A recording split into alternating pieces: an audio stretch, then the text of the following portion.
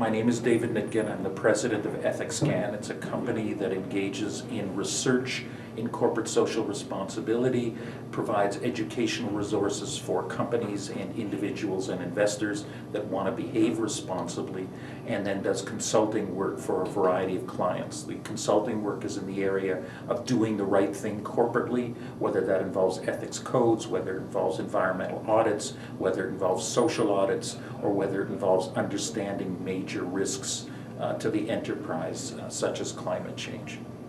Great, thank you. And what is the principal message you would like to convey to companies today relating to climate change?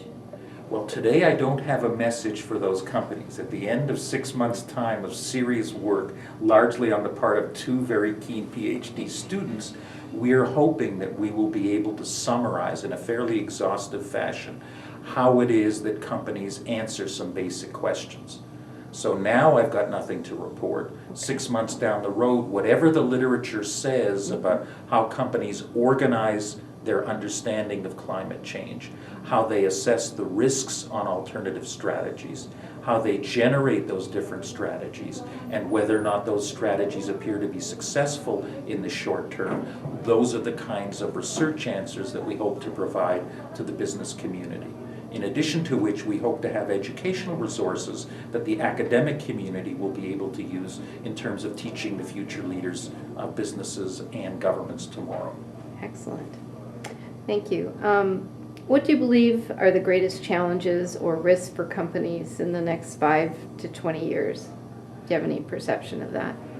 Personally, and I'm not speaking on behalf of the team or the research network on business sustainability, I think the major challenge is the failure of governments internationally. I think that we have a serious problem in that companies are having to lead without the kinds of price mechanisms or the kinds of serious attention to climate change from government leaders that we had reason to expect.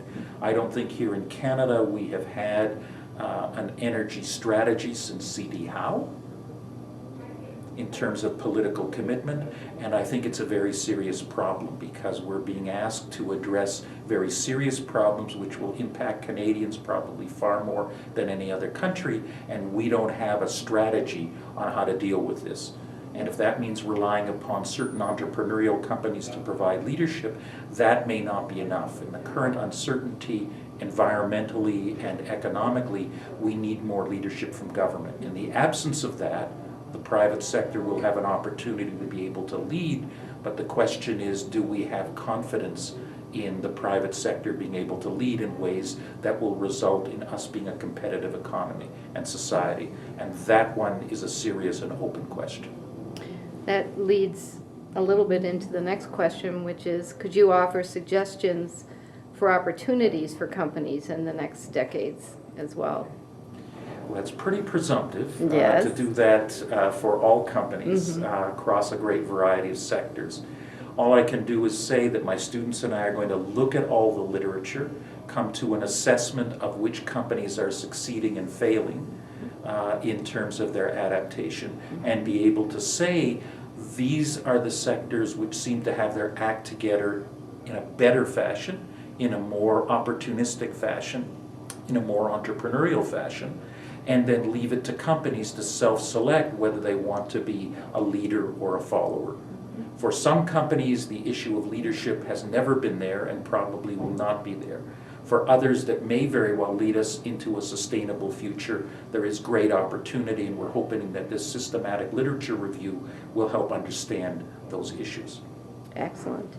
So is there a final message you would like to leave with us regarding adapting to climate change in general for the general community and for these different sectors?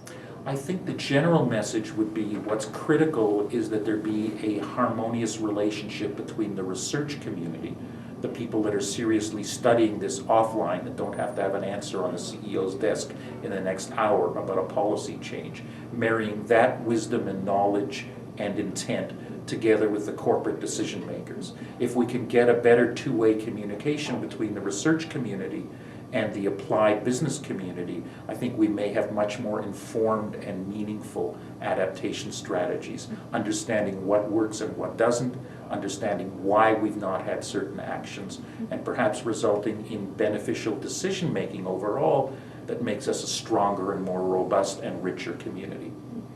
Excellent. Thank you very much for your time.